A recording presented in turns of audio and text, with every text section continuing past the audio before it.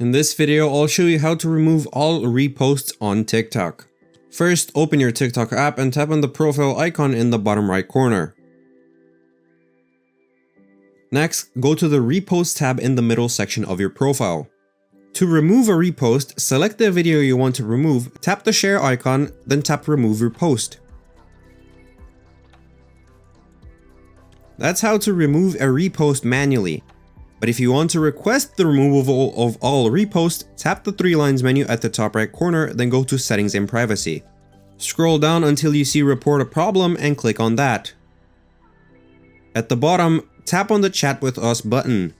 In the chat box, type in Submit a Ticket. TikTok will then provide a ticket submission button. Tap it and then describe your issue.